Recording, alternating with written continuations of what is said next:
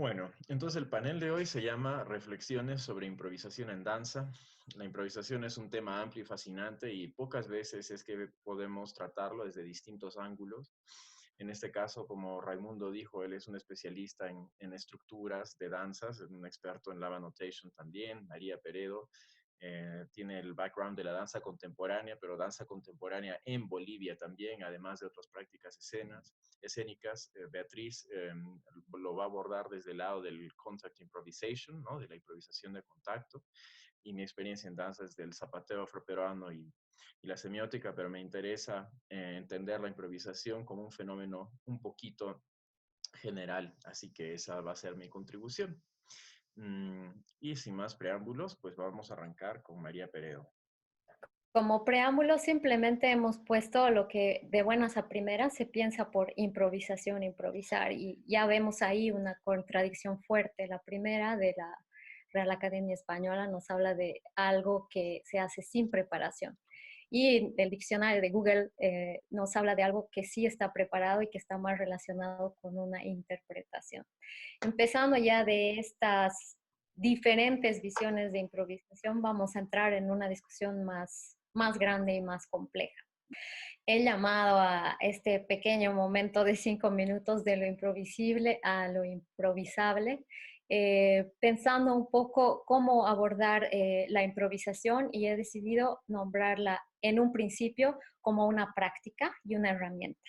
Una práctica en la cual los bailarines experimentan con principios o elementos perceptibles, preacordados, las posibles variaciones, a la vez que investigan moviéndose en relación con el espacio, tiempo y otros principios, provocando así la aparición de nuevos elementos, como si aparentemente no hubiese camino y se lo hiciese al andar. El contexto en el que se desarrolla cualquier práctica de improvisación, en este caso, la va a influenciar de una manera importante. No diría la va a definir, pero sí la va a influenciar. Y para poner un ejemplo y pasar al siguiente concepto, que es la improvisabilidad, te pido que pasemos a la siguiente diapositiva. Les propongo un ejercicio, todos los que estamos aquí. Va a ser un ejercicio muy rápido, pueden usar la voz o el chat. El ejercicio es así: imaginemos todos juntos que estamos yendo a un ensayo o a una clase y de pronto, como en la foto que es de mi país, se ve que el bus, la guagua, el micro, el metro no llega y estamos al borde de la hora. ¿Qué hacemos? Respondamos en unos 5 segundos.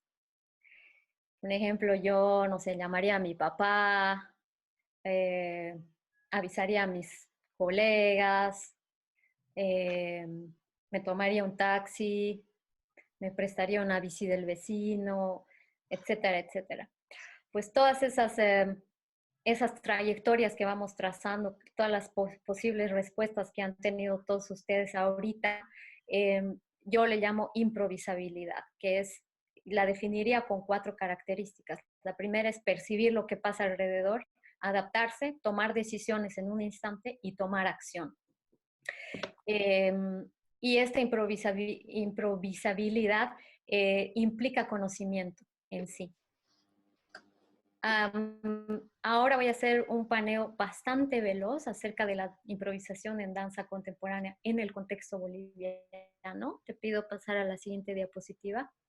Y lo más importante que quiero decir es que, si bien ha seguido un camino, todos los conceptos de improvisación siguen existiendo, están coexistiendo, se van sumando.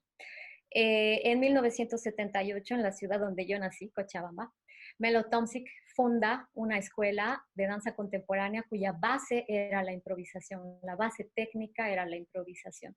En los 20 años siguientes se abrieron muchas otras escuelas, no tanto compañías, sino escuelas, donde se hacía mucho énfasis en las técnicas formales, es decir, se da mucha atención a la forma de la danza.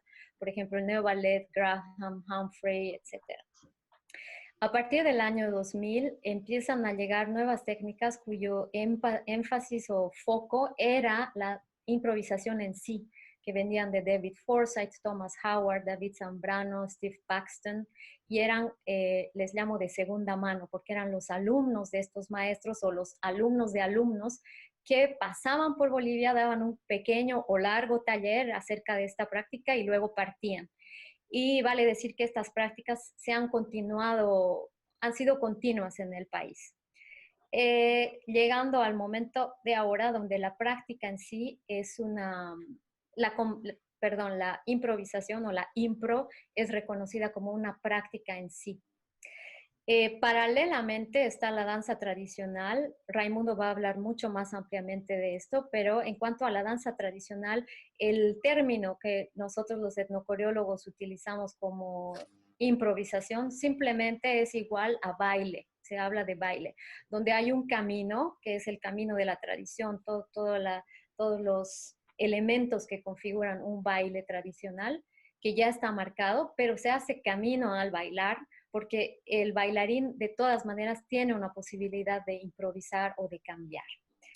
En este sentido, ¿qué implicaciones puede tener al asumir la improvisación como una práctica? Al asumirla como una práctica, se hace una reconfiguración de la relación con la audiencia y de quién puede ver, quién puede improvisar y cómo se crean los sentidos de lo que se percibe. Es una herramienta, como ya había dicho, de creación, composición, investigación y epistémica, entendiendo que lo epistémico es producción de conocimiento y asumiendo que toda práctica corporal es una forma de conocimiento. Y por último, planteo que se la podría ver también como un dispositivo de acuerdo a la teoría de Agamben, que en muy pocas palabras sería una práctica consciente de sus conexiones, no solo internas entre los participantes, sino hacia afuera, con el sistema social, económico y jerárquico en el que se realizan estas prácticas. En muy pocas palabras, quiero decir que moviéndonos también movilizamos toda la estructura que nos rodea. Y por lo tanto, propongo la improvisabilidad como una dispositiva epistémica, que quiere decir que en la acción de danzar podamos comprender y replantear desde nuestra realidad qué es danza, cuál es el camino que espontáneamente decidimos tomar con un pie, con el torso, con otros cuerpos, en la sala, en una ventana de chat o en la historia. Muchas gracias. Gracias, María. Bueno, para los participantes les puedo decir que cada una de estas ponencias podría expandirse a una hora entera y no agotaríamos lo que nuestros ponentes tienen que decir porque son ideas muy ricas. Pero a ver, Raimundo, empecemos contigo. Perfecto. Bueno, yo titulo mi participación como Principios estructuradores y generadores de movimiento en la danza tradicional, que es una pregunta. Bueno, como investigador de danza, algo que a mí me ha llamado la atención ha sido justo las maneras en que los danzantes crean al momento el baile o la danza. Aquello que ellos llaman jugar, bailar e incluso acompañar, y que algunos académicos llaman improvisar. En esta búsqueda por entender en términos de movimiento este acto creativo, aquí presento un entramado de categorías analíticas que han sido construidas por antropólogos de la danza y etnocoreólogos. Sin embargo, no pretendo decir que este entramado es igualmente aplicable para todos los tipos de danza, ni que todas las danzas tradicionales son iguales. Lo que sí propongo es que identifiquemos cuáles son los principios estructurales y creadores de movimiento como un camino para entender la improvisación. Siguiente, por favor. Bueno, considero que hay dos conceptos que son importantes para entender la improvisación, que han sido dados por Egil Baca como las dos dimensiones de la danza. Siguiente. Uno es la realización y el otro es, siguiente, el concepto. Básicamente la realización, siguiente, es la ejecución de cada danza. Y mientras que el concepto son las habilidades potenciales, el entendimiento, el conocimiento que permite al individuo o comunidad bailar una danza en particular, así como reconocer y relacionar cada danza. Es decir, la realización es cada vez que se ejecuta una danza. Siguiente, por favor. Precisamente en la realización es donde se ponen de manifiesto los principios estructurales y creadores de movimiento.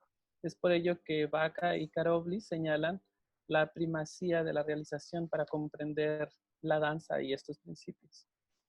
Con un acercamiento similar, siguiente por favor, la Escuela Húngara de Estudios Etnocoreólogos ha registrado mediante el video y la notación la bancada realización que se recolecta en trabajo de campo. George Martin, la figura destacada de dicho grupo, pone la noción de motivo en el centro de su análisis como la más pequeña y relativamente constante unidad orgánica de danza cuyos patrones rítmicos y cinéticos forman una estructura relativamente cercana y recurrente. Siguiente, por favor. En su búsqueda por comprender justo los principios que gobiernan la composición y la estructura, este investigador se enfoca en los motivos y este análisis de movimiento siempre queda a cargo del etnocoreólogo que ya tiene conocimiento en ese género dancístico. Pero desde la antropología de la danza, cuando Kepler agrega una dimensión émica al estudio de la estructura mediante las nociones de canon y siguiente estilo. Siguiente. Por otro lado, cabe señalar que la vasta literatura de los estudios de estructura de la danza generalmente se enfocan en los principios de composición, es decir, en las estructuras generales y cómo se componen los motivos para crear frases más largas y complejas. Pero, pues, ¿qué sucede con la construcción de estos motivos? Una solución propuesta por Janos Fugedi es considerar precisamente el contenido cinético y los eventos de movimiento que suceden simultáneamente. Janos Fugedi considera el movimiento como un cambio, por lo tanto, lo que él analiza son los cambios en las partes del cuerpo, en la dirección, en el nivel, en la rotación y en el abrir y cerrar. Precisamente, él enfoca así su análisis en términos de movimiento y a comprender cómo se crea. Y va más allá del nivel general de motivo o de estructura. En conclusión, considero que abordar la improvisación desde la danza tradicional en términos de movimiento sí implica tomar en cuenta una dimensión restrictiva de acuerdo al lenguaje dancístico, a las reglas sociales, a la indumentaria, entre muchos otros conceptos, y otra dimensión creadora en tanto que principios estructuradores en relación con la composición de los motivos o unidades, pero también con los principios creativos en relación con el contenido cinético. Precisamente para comprender dichos principios es necesario privilegiar la realización y observar y analizar la realización. Con esto termino mi participación. Gracias. Muchas gracias, Raimundo. Beatriz, por favor. Bueno, ahora vamos a abordar más de cerca un género específico de danza, que es el caso de la improvisación de contacto. Y voy a compartir, en primer lugar, los aspectos en los que yo me enfoqué durante mi proceso de investigación y luego para elucidar qué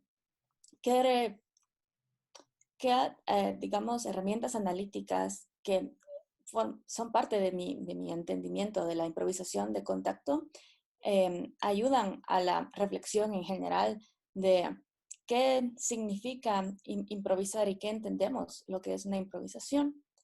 Entonces, el caso con la improvisación de contacto es que desde su génesis empezó como una ruptura con la danza escénica. Entonces se entendía en la danza, en el contexto de la danza contemporánea de Estados Unidos de los años 60 y 70, que una obra de danza es una obra que se ejecuta una vez y se archiva y queda esa danza como congelada como una obra. En el caso de la improvisación de contacto, surgió a partir de un movimiento que cuestionaba los principios de composición de la danza y que en los juegos y en las sesiones de crear danza surgió esta técnica en la que hay un fuerte discurso antiautoritario en el sentido de ya no pretender imitar a un bailarín, sino que un movimiento que surge desde los bailarines como personas. Siguiente diapositiva, por favor. Entonces, para que la danza emerja desde los mismos bailarines, sin depender de un coreógrafo al que se imita, se busca el énfasis en la atención sensorial en primera persona. Entonces, este entrenamiento para esta técnica se enfoca en sentir el peso, sentir el tacto y moverse a partir de esas sensaciones que reducen la atención visual. Entonces, ya no importa tanto cómo se ve la danza, sino lo que siente el bailarín al bailar, incluso con los ojos cerrados. Y esto pues ligado al discurso antiautoritario que ya mencioné. A partir de acá tenemos una técnica que se reconoce a sí misma. ¿Por qué? Porque el tacto es la convención. Entonces, la forma en la que yo voy a tocar a mi pareja y tener una relación de contrapeso con ella es una forma específica de tocarse que también se transmite de cuerpo a cuerpo. Y este sistema de interpretación de cómo interpreto yo la forma en la que me da el peso, y no solo la forma, la parte del cuerpo, la estructura, el impulso, para generar movimientos. Y es esta interpretación a este nivel de intersubjetividad en el que se desarrolla la composición de la improvisación de contacto. Por lo tanto, tenemos una danza distinta en cada ejecución y los practicantes de esta danza buscan mucho el juego. ¿Por qué? Porque el juego implica la búsqueda de cosas nuevas dentro de una convención. Entonces, la convención es que el tacto es lo que guía la danza. Sin embargo, cuando los practicantes asisten a talleres, a encuentros y este tipo de actividades, la búsqueda es cómo hacer algo nuevo, cómo estar en constante renovación y en constante actitud de juego, de descubrir y de que se renueve la danza, ¿verdad? Y también el espacio de libertad que implica la jam. En español, la jam es el espacio libre en el que los bailarines de improvisación de contacto se juntan a improvisar. Y acá caemos un poco en una aparente paradoja en la que sí, tenemos este espacio libre para hacer cualquier cosa, sin embargo, estamos haciendo improvisación de contacto. Entonces, ¿cómo responder ante esa aparente paradoja? Y vamos a la siguiente diapositiva. Entonces, uno de mis, no solo de mis hallazgos, era una pregunta que yo tenía desde el inicio de mi investigación, y es que la improvisación de contactos se ejecuta en muchos lugares, en estos espacios libres. Entonces hay jams en Europa, en Estados Unidos, de costa a costa, en América Latina, etc. Entonces, precisamente por este contexto transnacional es que se necesita que la convención prevalezca. Y entonces, ¿cómo hacer que la danza se siga transmitiendo? Primero, porque el sistema de transmisión es flexible y abierto a la diversidad. No importa el entrenamiento previo de un bailarín de improvisación de contacto, hay un discurso abierto de ser bienvenidos en general, y al mismo tiempo hay una regulación y un reconocimiento de autoridades. Entonces se reconoce al fundador de la improvisación de contacto, se reconoce la publicación oficial y a los maestros que han heredado, digamos, como a la primera generación de bailarines, que reconocen a Steve Paxton, el fundador de la improvisación de contacto. Entonces, ya para concluir, pues vemos que en este como estudio de caso, la improvisación se juega, digamos, entre esta paradoja de la libertad versus la convención y de el juego como motor de búsqueda. Y me gusta terminar así para enlazar con la siguiente presentación de Juan, en la que él va a elaborar más sobre qué significa esto del juego. Ok, muchas gracias, Beatriz. Bueno, ahora voy yo. Entonces, siguiendo con la idea del juego, ¿no? A mí me interesa el espacio no en un sentido físico, sino en un sentido matemático, y es decir, que tenemos unidades y esas unidades tienen relaciones entre sí. Y la exploración de esas relaciones todas las posibles relaciones que estas unidades pueden tener, eso es el espacio, ¿no? Así lo entiendo yo. Y un ejemplo muy bonito es el ajedrez. Y en el ajedrez podemos ver varias cosas, ¿no? Sabemos que tenemos solamente 24 fichas y sin embargo se abre un universo de posibilidades tan grandes. Eso es finito, pero es tan extenso que se pueden, uno tiene que estudiar, tiene que practicar arduamente jugar ajedrez, ¿no? Ahora, lo interesante del ajedrez es que un poco nos mostraría, estaría conectado con lo que dijo Raimundo, ¿no? De principios generadores. Entonces, que dado el juego y dadas sus reglas, ¿cuáles son los principios que vendrían a ser las reglas que nos guían en el juego? Ahora, algo importante de cualquier juego y en general de cualquier sistema con forma es que un sistema no está definido solamente por las relaciones que se permiten, ¿no? Sino también por las que se prohíben. Entonces, en el ajedrez está claro cómo se tiene que mover el caballo y cómo no se tiene que mover, qué cosas puede hacer el caballo y qué cosas no puede hacer. Y esto se aplica también en la danza, ¿no? Entonces, en mi caso, pues yo hago una danza que se llama zapateo afroperuano y en el zapateo hay contrapuntos. Y los contrapuntos son desafíos más o menos como en el breakdancing, ¿no? Batallas, podemos decir. Y entonces, a veces la forma, hay un principio muy importante y es que si Raimundo está bailando conmigo y él se mandó una, no sé, una secuencia alucinante, yo no me puedo copiar sus pasos. Si yo soy un buen zapateador, yo uso otros. Raimundo usó la palabra canon, que también es muy importante. Sí existe un canon y lo interesante es qué hace uno para salirse de él, ¿no? A veces puedo recurrir a introducir el humor en uno de mis movimientos para hacer algo diferente y para que eso se vea como, ah, no, eso ya cuenta como otra pasada, ¿no? Tal vez la humoricé o le agregué algo que la hizo distinta, ¿no? Y eso está súper conectado con el otro término que usó, que es el de estilo, ¿no? Cuando decimos en el zapateo, por ejemplo, se norma los ritmos de los pies, ¿no? Los ritmos que hacen los pies son muy precisos y tienen una relación con la guitarra. Y sin embargo, a diferencia de las danzas húngaras, al menos como se practica en el escenario, el uso del tronco del cuerpo, eso constituye la propia expresión del zapateador. Entonces, eso que no está normado es lo que me permite individualizarme y diferenciarme de otros zapateadores, ¿no? Es una de las cosas que me permite. María Peredo nos ha compartido este concepto muy hermoso de improvisabilidad y entonces creo que lo interesante es que también en el zapateo se ve esa capacidad, estas serían mis palabras, una es decir, una es una capacidad, la improvisabilidad, y eso quiere decir que es algo que se entrena, de reacción ante lo súbito, ¿no? Y en tal sentido de creación, ¿no? Tengo que poder adaptarme al espacio y a la circunstancia en el que estoy.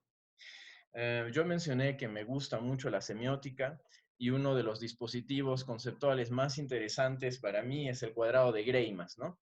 Entonces, esta es una diapositiva un poco compleja, pero al menos me interesaría entender dos cosas. Bueno, algunas ideas simples. Una es, aquí podemos tener en este polo las reglas o los principios generadores, aquello que debemos hacer, ¿no? No puedo decir que bailo salsa si es que estoy haciendo breakdancing en un piso de salsa, ¿no? Un salsero no lo voy a probar. Entonces hay ciertas normas que se tienen que seguir, ciertas formas de moverse que se tienen que respetar. Por otro lado, también está lo prohibido, ¿no? Si es que yo estoy bailando salsa, no puedo meterle una cachetada a mi pareja porque eso no es parte de la danza, ¿no? Tampoco puedo mandarle una patada porque eso es karate o capoeira o es otra cosa, ¿no? Entonces existe la prohibición. Ahora, lo interesante es que a veces solemos pensar solamente en triadas, ¿no? Y decimos, ah, ya, existe la regla, la prohibición y solamente una cosa en el medio. Este cuadrado nos ayuda a darnos cuenta, no, si es que existe una regla o un principio, algo que yo tengo que hacer, también existe algo que tal vez yo no tenga que hacer, algo que puede ser opcional, ¿no? Entonces, el espacio, como dice Beatriz, que está estructurado yo por convención, me da ciertas opciones y yo puedo escoger entre ellas y no estoy obligado a acatar una de ellas siempre, ¿no? Entonces tengo lo no obligatorio o lo opcional. Y por otro lado, la prohibición, la no prohibición me da el poder hacer, ¿no? Y ese poder hacer vendría a ser, por ejemplo, el espacio más rico de creación, de realmente decir, acá se me ocurrió esto y saqué mi propia pasada de zapateo, se me ocurrió mi propia combinación de movimiento, o de pronto me inspiré y hice una cosa muy loca que le gustó al público y que les hizo reír mucho, ¿no? Entonces, para mí, este punto de aquí es esencial en el espacio de la creación. Y entonces, bueno, para polemizar un poquito, y esto lo podemos discutir después, pero creo que el concepto de la improvisación como el aprender a moverse dentro de un espacio y en este proceso de aprender todas las posibilidades que el espacio permite, y resulta en la posibilidad de modificar ese espacio, ¿no? Eso nos ayuda a ver por qué un pianista que lee una partitura es un creador, ¿no? Porque justamente en este proceso de aprender las posibilidades ya es en algún sentido crear, porque no todo está normado como muestra este cuadrado, ¿no? Y entonces eso se puede aplicar a la danza también. Mencioné la otra vez a Valerie Preston Dunlop, que tenía algunos comentarios que son polémicos y que se pueden interpretar de muchas formas sobre lo que es crear e interpretar. Y eso lo podemos agarrar en la sesión de preguntas o en la sesión de 20 minutos que vamos a tener de interacción, que es lo que sigue ahora, ¿no? Que Raimundo, Beatriz, María Peredo y yo vamos a tener una sesión de, no sé, de compartir o polemizar o discutir lo que hemos dicho, y después vamos a tener 20 minutos de preguntas abiertas al público. Ya, entonces, si entiendo bien tu pregunta, estás preguntando en cómo se puede desmenuzar el tacto y cómo se comprende la libertad dentro de la práctica, ¿verdad? Si es posible. Sí, entonces, bueno, con el tacto suceden varias cosas porque en realidad lo que sucede es que el tacto es como la primera eh, la primera plataforma que hay para luego sentir el peso. Entonces, cuando tú hablas con un maestro de contact, pueden decir dos cosas. Una es escucha tu piel y luego escucha la sensación de peso que va derivado.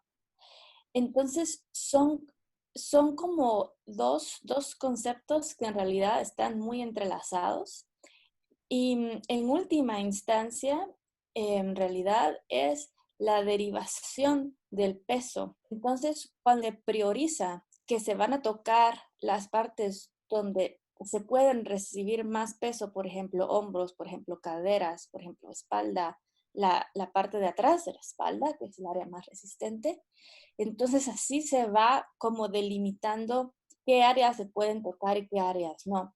En principio, el contact está abierto para utilizar todas las partes del cuerpo, e incluso durante mi investigación yo llegué a sugerir que mientras más partes del cuerpo se utilizan en una danza, es más rica en posibilidades. Sin embargo, por supuesto que hay también una interpretación del cuerpo que ya viene a ser riesgosa, ¿no? En el sentido de ser demasiado íntima. Entonces, algo que es interesante para mí es que cuando hay un jam, que es un espacio abierto, usualmente hay algún papel o al iniciar la sesión hay algún discurso en el que se recuerdan siempre las reglas del juego. Y las reglas del juego es que no puedes sobrepasar la intimidad de la otra persona ya en el sentido sensual y que si tú quieres detener una danza, la detienes. Porque es riesgoso y es parte de las cosas que son un poco complicadas de hablar en esta danza, pero digamos que lo que te da una regulación de qué es lo permitido es donde se pueda soportar más peso. Así lo podemos delimitar por ahora. Y luego a mí me gustaría rebotar la pregunta. Es que en la danza contemporánea se busca mucho que uno busque su propio movimiento y que no copie, en principio. A mí me gustaría saber qué comentario tienen ustedes de esto de limitar un movimiento y luego cómo se improvisa sobre algo que se está imitando.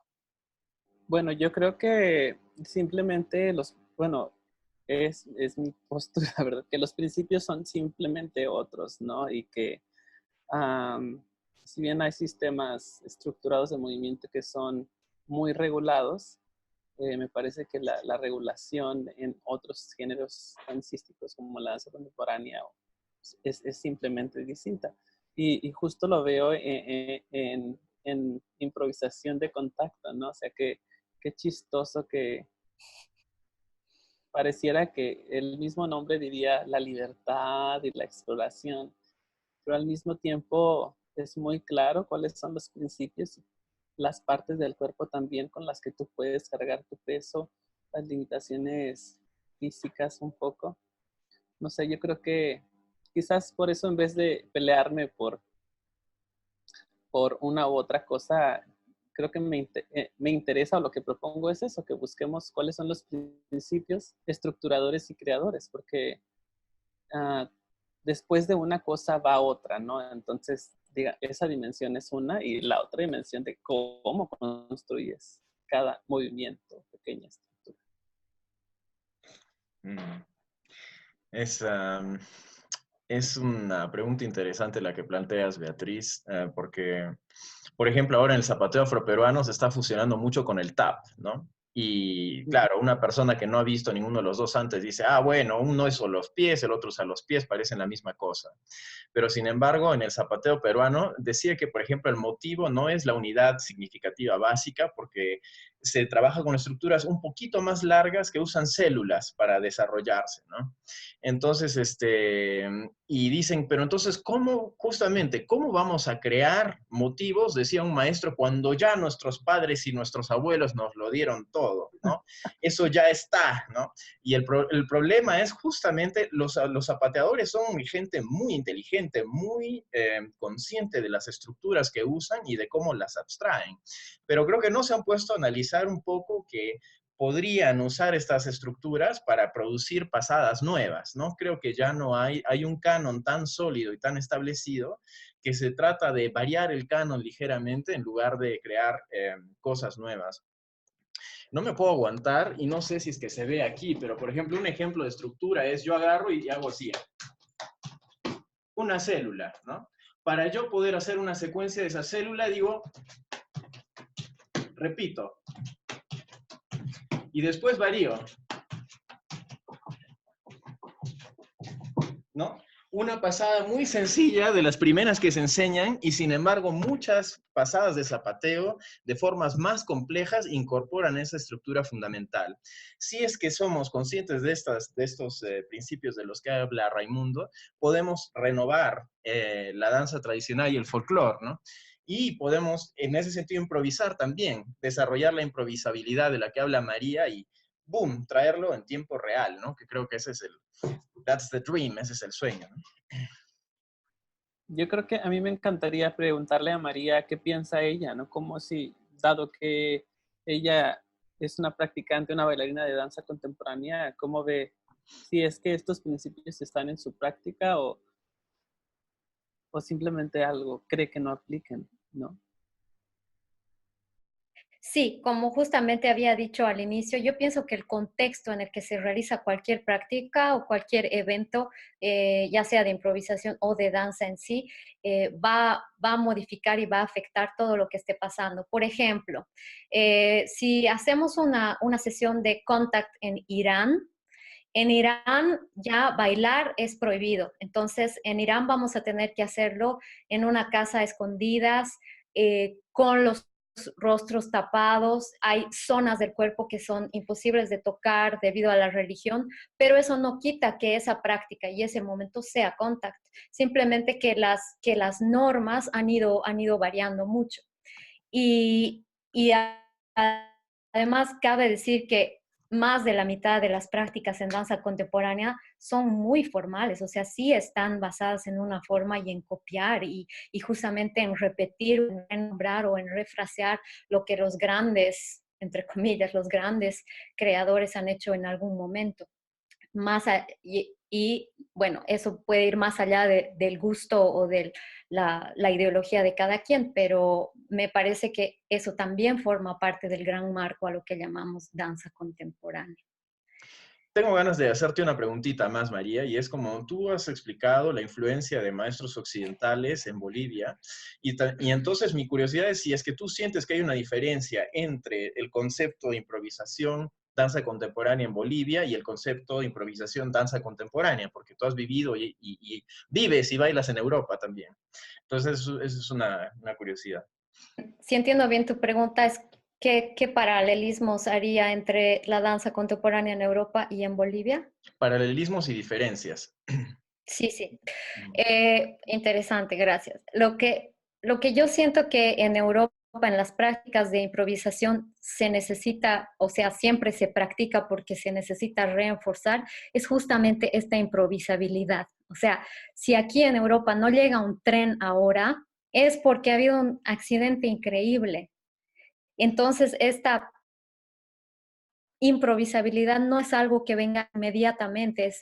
Aquí hay como muchas más normas de planificación y cosas que funcionan de una manera diferente. Entonces, lo que se practica en una clase tipo de improvisación en danza contemporánea sería improvisabilidad, sería realmente relajar el contacto físico, que no es tan evidente, y la relación con la música, la relación con el ritmo música.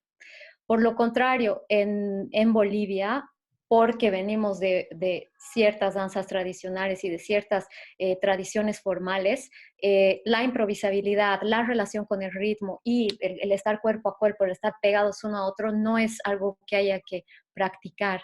Lo que sí nos falta fuertemente en Bolivia es eh, esta segunda parte de la improvisabilidad, que es tomar decisiones, agarrar esta decisión y convertirla en acción directamente. Y había pensado en algún momento mientras escribía esta ponencia que es quizás por nuestro pasado colonial, también por nuestro pasado dictatorial, también por nuestro pasado populista, que se cree que si no hay camino, no se puede andar, no nos atrevemos a andar ese camino no andado. Y esa sería a muy grandes rasgos un paralelismo que haría entre estas dos prácticas. Muchísimas gracias, María. Bueno, con esto hemos concluido la sesión en que hemos debatido los 4 que hemos tenido presentaciones. Entonces ahora empezamos una ronda de preguntas abiertas al público. Esta pregunta va a ser para María, pero si es que alguien más quiere sumarse para responder, me encantaría escucharles. Me gustó mucho cuando en la presentación, María, en la parte final, explicabas que el conocimiento, vinculabas el movimiento al conocimiento y decías cómo la experiencia corporal tiene connotaciones epistemológicas, decías un poco. Y personalmente a mí me interesa mucho ese tema y creo que a nivel político, incluso las personas que estamos trabajando danza, nos es recomendable y es importante para nosotros reconocer y entender cómo es que ese movimiento, cómo es que la danza se puede entender como conocimiento. Pero la pregunta concreta que te quería hacer en este contexto es, tú decías, toda experiencia corporal se podría entender conocimiento, pero ¿hay algún tipo de experiencia corporal que no sea conocimiento? Solo lo digo por la preocupación de que a veces cuando todo es conocimiento, entonces nada es conocimiento. No dije experiencia, sino práctica. Y la gran diferencia entre experiencia y práctica es que una experiencia puede ser un solo momento. Por ejemplo, lo que ahora está pasando es nuestra primera vez, es por ejemplo tu primera vez en Zoom y estás teniendo una experiencia. Pero una práctica implica una suma de experiencias. Y a medida que se suman las experiencias, se suma el conocimiento. Por ejemplo, la próxima vez que entres a Zoom, ya estás un experto en chatear, en levantar la mano, en mutear tu micrófono, etc. Y en ese sentido, sí hablo de la... Sí, de la improvisación en danza como práctica epistémica, no epistemológica, sino epistémica, porque produce conocimiento. Y si bien muchas veces pretendemos pensar, como decía, aunque no hay camino, lo inventamos, sí hay una serie de cosas que están alrededor, que los otros colegas han ido nombrando como leyes, normas, lo prohibido, etcétera, que implican un conocimiento y que si yo llego por primera vez a esta práctica y no conozco todas esas normas, soy un analfabeto en esa práctica. Entonces, a eso me refiero y sí, o sea, toda práctica, quiero decir, manejar bicicleta, amamantar un niño, hacer una pieza de ballet, tienen el mismo valor para mí a nivel epistémico, porque producen conocimiento. Gracias. A mí me gustaría responder un poco al comentario de Jorge, y no es porque lo hayas hecho tú, sino porque me parece que es un comentario que existe, digamos, en la vida cotidiana, que es cuando todo es algo, entonces es nada también, ¿verdad? Y entonces, en el caso específico del conocimiento, si nosotros utilizáramos esa frase, si todo es conocimiento, entonces nada es conocimiento, me parece que no es lo que aplica en la forma en la que estamos hablando nosotros de conocimiento corporal y de la forma en la que conocemos el mundo. Entonces, yo estoy completamente de acuerdo con lo que dice María, y mi aporte va más en pensar que filosóficamente hablando, la forma en la que yo accedo al mundo es la forma en la que yo lo conozco. Entonces, en este sentido, digamos, uno podría decir coloquialmente que para hacer improvisación de contacto yo tengo que desaprender lo que aprendí en ballet clásico, porque no podría improvisar si yo hiciera ballet, entonces tengo que desaprenderlo, ¿no?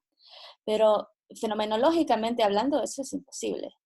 Eh, tú no puedes desaprender algo, ¿no? Y entonces es el cuidado que tenemos que tener. Digamos, hay expresiones que son coloquiales y hay otras expresiones ya que vienen del campo filosófico que nos ayudan a comprender que entonces, si yo voy a aproximarme a una práctica nueva, cualquiera que sea, sí voy a pasar por un proceso de transformación y sí voy a enriquecerme de conocimiento de la misma forma en que María lo estaba diciendo, porque mi cuerpo enriquece sus experiencias y se van como haciendo una especie de conglomerado, ¿no? Y entonces ya no voy a seguir hablando más de fenomenología porque hay otras preguntas, pero sí es como el campo en el que caben, ¿no? Las ideas que estaba proponiendo Jorge y que pues luego se podrían seguir desarrollando de otra forma. Entonces, tenemos aquí dos preguntas ya por chat. Mitchell Snow pregunta, Juan, me gustaría saber si su cuadro teórico podría usarse entre otras formas. Estoy pensando en la competencia entre los breakdancers y danzantes de tijeras que hubo en Perú hace unos años atrás. Ambas prácticas tenían una tradición de competir entre sí. Me fascinó verlo en otras formas, por YouTube, por supuesto. Pero creo que es posible comparar formas con ideas relacionadas como un juego de ajedrez en 3 dimensiones. No sé, mis colegas, y me refiero, sí, todos ustedes tal vez me podrían corregir, pero hasta ahora al menos la idea de la improvisación, o más bien una forma estética como un espacio de posibilidades, para mí es muy general y nos permite aplicar esa forma de pensar a distintas prácticas. Para mí eso aplica a lo que ha dicho, a la forma de la que ha hablado María en danza contemporánea, a lo que ha dicho Raimundo y a lo que ha dicho Beatriz en improvisación de contacto y a las formas que yo manejo. Ahora, habiendo dicho eso, el cuadrado semiótico que presenté era un poco para entender en realidad en dónde está que reside nuestra libertad de improvisar, porque si todo fuese perfectamente normado y hubiese, como a veces se dice que el coreógrafo controla la mente de las bailarinas, que tal vez es una aserción ya machista, porque no, él, ellas, todo eso, o el cuerpo, perdón, la mente del coreógrafo controla el cuerpo de las bailarinas. Si ese fuese el caso, no habría posibilidad de improvisación porque seríamos autómatas. Pero lo fabuloso es que es imposible normar por entero un cuerpo, ¿no? Entonces el cuadro anterior de Greimas, el cuadrado semiótico, nos dice dónde está nuestra libertad. Una es en lo que no está prohibido y la otra es en lo que no está reglamentado, ¿no? Pero, sin embargo, para mi tesis de maestría hice un modelo tratando de explicar cómo es que funciona el desafío en un contrapunto de zapateo. Y entonces en ese modelo pues vi que había distintas formas de interacción. Una es de rival a rival, digamos, ahora que está de moda Batman y Guasón, ¿no? Que son iguales. También puede ser de, no sé, de maestro Jedi como Yoda, un joven Padawan, que es pues una humillación total a la hora de competir. puede ser también que uno de los bailarines está metidísimo en la cosa y el otro bailarín le da igual lo que haga el otro y sale y hace lo que tiene que hacer, que es una relación de indiferencia. Y bueno, había un par de relaciones más, ¿no? Pero claro, o una relación de camaradería. Raimundo y yo bailamos juntos y él sabe hacer su zapateo mexicano, yo el peruano, digo, vamos a tratarnos bonito porque nos queremos un montón y qué lindo que nos hemos visto, ¿no? Entonces, creo que estos modos también se pueden encontrar como en el breakdancing y en la danza de tijeras. Sin embargo, para poder llegar yo a estos modos tan simples, pues obviamente requiere un trabajo de campo muy serio, tratando de incorporar tanto como se pueda la perspectiva émica, ¿no? Es decir, cómo los danzantes perciben su práctica, pero yo sí creo que habría bastantes similaridades, ¿no? En mi caso yo usé la semiótica para poder producir este tipo de relaciones y para poder explicar las interacciones, y sí creo que la semiótica, en mi caso de Greimas, podría arrojar luces sobre los modos de interacción. Ya para cerrar la respuesta a esta pregunta, en el zapateo es importante no solo la relación entre los bailarines, sino relaciones bailarines-guitarrista, que es como el narrador y el que pone la vibra, y el público, a quien se trata de sorprender y arrancar aplausos y arrancar risas, ¿no? Y cuando yo termino mi participación, quiero que se me aplauda más. Esto en la danza de tijeras va a ser distinto, porque no es una danza show, ¿no? En el breakdancing, sin embargo, tal vez va a ser más acorde. Así que habría que investigar también esas diferencias. Espero, Mitchell, que eso responda a tu pregunta, y si no, pues lo podemos seguir conversando, porque es una pregunta muy interesante. Ahora pasamos a la pregunta de Gladys, que dice: para la improvisación de contacto, ¿cómo se evita que ideas preconcebidas de coreografías influyan en los movimientos? Para responder a la pregunta de Gladys, creo que depende mucho de la forma en la que cada persona inicia su práctica de improvisación de contacto. Entonces, te puede pasar que tu primera actividad de improvisación de contacto ya es un jam, y entonces ya tienes a toda la gente bailando ahí. A veces hay algún calentamiento o a veces no. Entonces, ya vas a tener a toda la gente ahí y luego dices, ¿y yo aquí qué hago? ¿Yo cómo voy a empezar a interactuar con alguien? Y ese quizás es de los casos más difíciles. Pero en el caso en el que tú vayas a un taller o una clase donde hay un maestro guiando, entonces los ejercicios de improvisación de contacto están orientados a que tu movimiento surja de cierto, digamos, se parece a cierto, como un ejercicio de meditación. Hay algunos maestros que tienen esta tendencia. Hay otros maestros que empiezan la clase con juegos y con actividades muy rápidas y muy lúdicas para despertar como las reacciones. Entonces, digamos que cada maestro tiene sus herramientas y sus técnicas para que exista, digamos, un patrón a seguir con el cual se derive movimiento que sea propio, entre comillas, ¿no? Y que digamos que yo también estoy de acuerdo con María cuando decía que sí hay un nivel de imitación en las clases de improvisación de contacto, sí lo hay, no es que no exista, pero digamos que ya como un objetivo más grande a largo plazo, se supone que ya pues un bailarín avanzado no depende de esa imitación. Y no sé si María quiere complementar. María, dale. Sí, simplemente para aumentar como una colita de lo que ha claramente explicado Beatriz, es que igual habrá siempre un rango, no solamente en el contact improvisation, pero en cualquier otra danza, donde la persona que llega va a traer su background, de su mochila, sus conocimientos de lo que entiende por danza a nivel visual, lo que consume de televisión, lo que ha ido a ver en el teatro, y a nivel experiencial, lo que ha vivido esa persona como como danza. Y entonces siempre hay un marco donde depende quién está viendo, observando o guiando, va a poder ver, decodificar y corregir, o todo lo contrario, incluir como parte de esa práctica.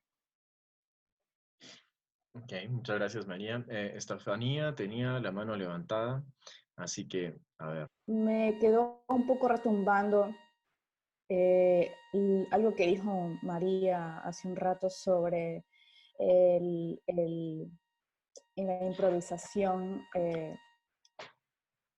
No me acuerdo mucho las palabras que ella utilizó, pero fue como el tener la propuesta adelante cuando uno está improvisando por nuestra experiencia de la colonización, ¿no? Entonces, para mí, no sé qué pensarán, pero para mí se opone un poco en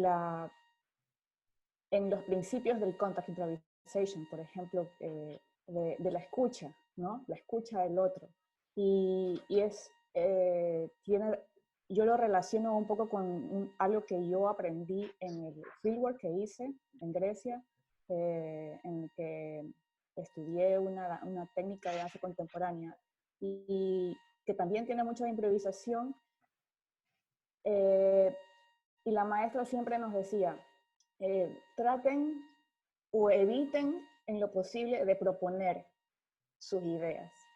Entonces, eso me quedó, pero entonces, ¿y cómo no voy a proponer?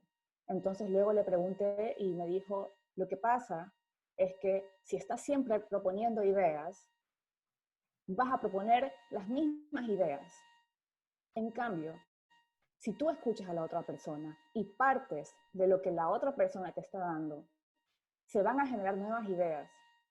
Y eso al final lo que importa en el ejercicio de la práctica de la danza, de la práctica de la improvisación, es esa conversación entre los bailarines, que importaría más, o mejor dicho, tiene más validez que una persona esté siempre proponiendo las ideas en lugar del resultado, por ejemplo, en un jam, ¿no? De lo que vemos.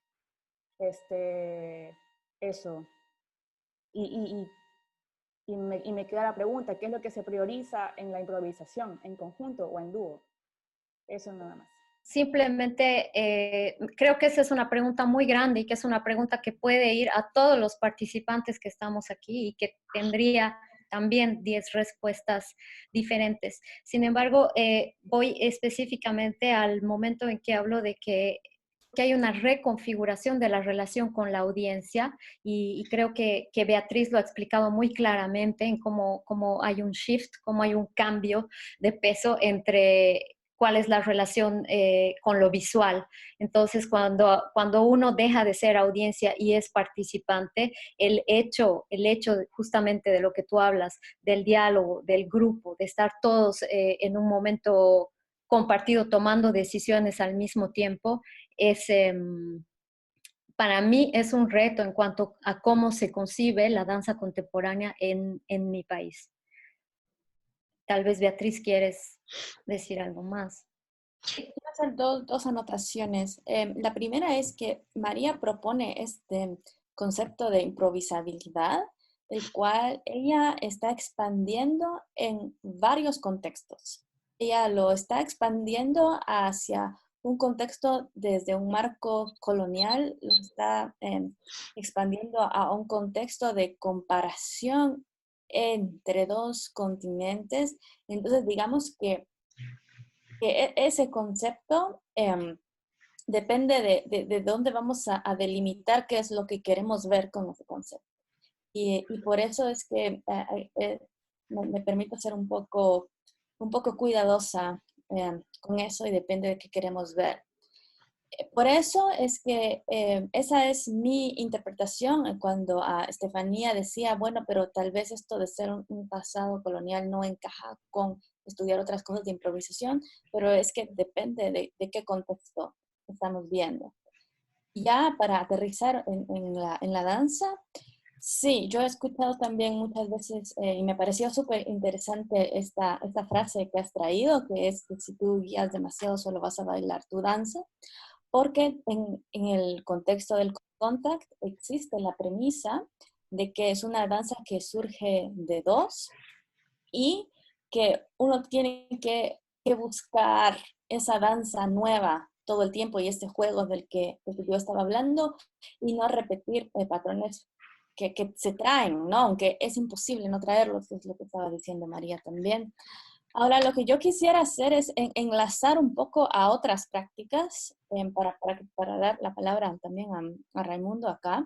Y es que, digamos, en otras danzas de pareja se asume, ¿no?, que hay un guía y hay un seguidor, o como es el caso del zapateo, del breakdance, que es una competencia 1 a 1, ¿no? Entonces, a mí algo que me parece muy interesante de la improvisación y que no hemos anotado es que existe esa palabra como de, en la improvisación tenemos un addressing, diríamos en inglés, pero una comunicación que va hacia alguien. Y ese alguien es ya sea la persona con la que está bailando conmigo, contact, que se tiene que dar cuenta que yo manejo la técnica, esa persona a la que va dirigido es la persona con la que yo estoy compitiendo en zapateo o en breakdance, o esa persona es con la que yo estoy teniendo mi danza de pareja, que es en el caso de otras danzas tradicionales. Entonces, tal vez me gustaría abrirle a Raimundo la cancha ahí sobre cómo se negocia esa improvisación en las danzas en las que es claro que hay un guía y que hay un seguidor. Porque hemos estado hablando un poco de la improvisación como un proceso creativo, es decir, siempre se crea algo nuevo, algo distinto, ¿no? Pero yo veo que precisamente la noción de improvisación tiene distintas maneras de verse, ¿no? Y no solo es crear algo nuevo, que era la parte que yo hablaba de los principios creativos, pero también el hecho de estructurar y construir algo ya existente, eso también es improvisar. Y es un proceso creativo, de cierta manera, pero, o sea, el hecho de que si tú tienes todas las letras del abecedario, ¿no? Y tú las acomodas de distinta manera y vas construyendo palabras, ¿no? Para mí eso también es improvisar, ¿no? Por eso yo al final decía que había pues como dos dimensiones, como la dimensión restrictiva, que un poco era la línea que tenía Juan acerca de lo que está prohibido y lo que no está precisamente obligado a hacerse. Y por otro lado está una dimensión creativa, que es la de los principios estructurales o estructuradores y la de los principios creadores. O sea, yo parece que quizás solo quisiera remarcar que no solo crear significa improvisar, o sea, crear en el sentido de hacer cosas nuevas, pero también componer para mí es improvisar. Y en muchas de las danzas tradicionales, precisamente porque tienen un sistema un poco más codificado o restringido quizás, es que es la manera en la que ellos juegan y en la que nosotros pues jugamos y aportamos y construimos, ¿no? No sé qué piensan los demás acerca de eso, creo que es una pregunta que me gustaría traer. Raimundo, me has picado un poquito porque me gusta mucho tu diferenciación, ¿no? Entre crear y componer, y es una diferenciación difícil. Para variar, Sí. Jorgito Borges nos pone el ejemplo, ¿no? Pongamos a infinitos monos a tipear cada uno con su máquina de escribir, ¿no? Y todos tipean en secuencia los caracteres que van escribiendo y tipean en un tiempo infinito. Eventualmente estos monos habrán escrito todas las más grandes obras de Shakespeare, toda la literatura universal como la conocemos habrá sido tipeada por monos, ¿no? Entonces, a veces es muy fina la línea entre lo que es crear y componer, pero es bueno tener esa diferenciación y entender que hay un valor muy grande en la composición y sobre todo en la composición en tiempo real y la composición dentro del marco de la improvisabilidad, que quiere decir el otro zapateador acaba de hacer una cosa y todo el mundo se rió y ahora me toca, ¿yo qué hago? ¿No?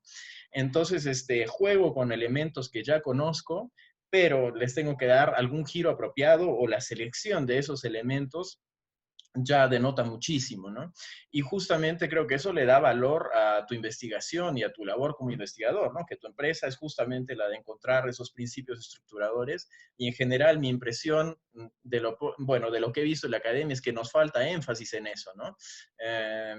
A veces hay mucho énfasis en el discurso y no somos capaces en realidad de estudiar el movimiento en sí. Entonces creo que, no, bueno, siempre es bonito poder cerrar con Borges, que tiene alguna forma de, y conectarlo con la danza, ¿no? Ni más ni menos. Entonces, en realidad, me gustan las reglas, pero no tanto. Nos hemos excedido ya en los 20 minutos de preguntas y creo que ha sido muy fructífero y muy emocionante para, bueno, espero que para todos nosotros. Muchísimas gracias por haberse conectado a esta iniciativa. Este es solo el primer episodio y se viene una serie, y si ustedes quisieran ser ponentes aquí, si hubiese algún tema que ustedes quisieran abordar, por favor, escríbanos a Multílogos, ya estamos en Facebook también, y por último, bueno, varios de nosotros, si es que no todos somos de Coremundus, así que nos podemos comunicar de mil maneras, ¿no? Sí, otra cosa que quería decir es que en el blog de la página web vamos a tener un pequeño resumen de las ponencias que hemos tenido hoy día, con algunas referencias y links bibliográficos, con el intento de que si alguien quiere discutir privadamente o otra vez públicamente, podamos ir más allá y más profundamente en cualquiera de las discusiones que han empezado, en cualquiera de los multilogos que han empezado a abrirse. Gracias por estar aquí. Bueno, damos por clausurado este glorioso evento de inauguración del primer webinar de Multílogos, con toda la formalidad latinoamericana. Adiós.